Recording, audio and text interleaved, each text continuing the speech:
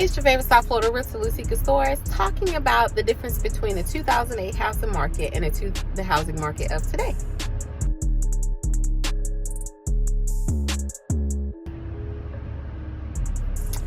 Okay, so I have some sad news for you guys.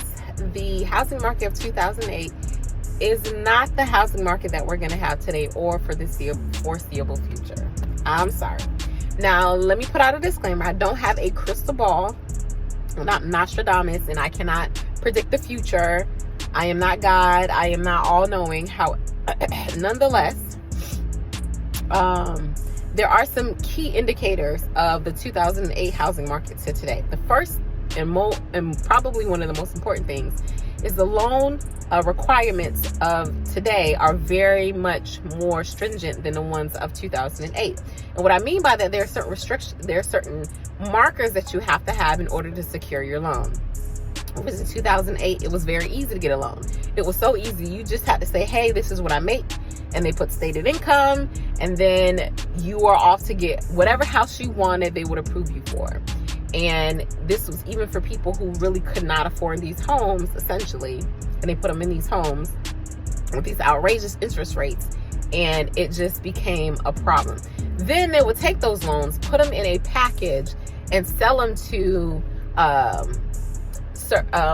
capital ventures. And some of those capital ventures, a lot of their clients, believe it or not, I know, we hear capital venturalists, they are like these big bad guys, but some of them actually they manage accounts for school boards, for police unions, for firefighters, for doctors, for nurses, and pensions of like the service folks. So these venture capitalists, yes, they are capitalists at the end of the day, but they also provide services for some of the people that we encounter every single day.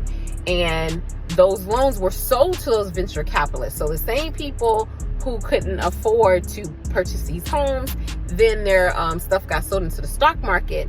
And then it was just a trickle down effect. And then we were coming off of a war, and that also depleted a lot of our tax funds. So there was not a lot of services and help to go around to support some of these families.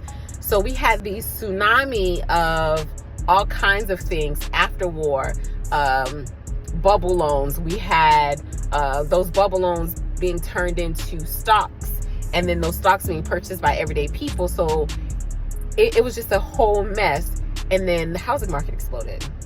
And there were a lot of indicators that said, hey, let's stop what we're doing. And those indicators were ignored. Whereas today, again, there's a lot of uncertainty. So I get some people are uncomfortable, but it's very different from the housing market of 2028. One, you have, again, those regulations are there in place.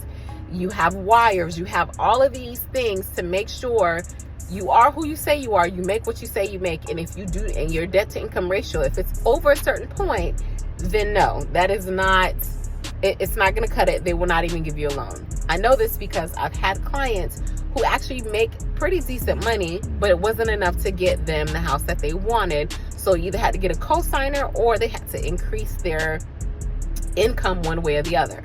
So although people who are ready and like, yes, I'm ready to buy this, I'm waiting for the housing market to crash, you're going to be waiting probably for another 20, 30 years, because that's the cycle that it happened. The last time that it happened before 2008 was the Great Depression. So it has to be something kind of catastrophic for the housing market to crash. And I don't know, listen, I'm not a crystal ball. I don't know what's going to happen. But as of right now, today, those indicators and the catastrophes that, have happened don't seem to be happening now. Now, could catastrophes happen? Absolutely. Could things take a turn for the worse? Absolutely. Could things go awry and we're all like between a rock and a hard place? Sure. And, that could be where we're headed. But as of right now, the housing market for right now, there are no indicators that we're headed in that direction, that it's going to be this great explosion.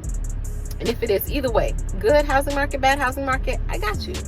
I can function in both markets and we'll get you the best deal no matter what market we're in, because that's the type of realtor I am. Hope you enjoyed my video.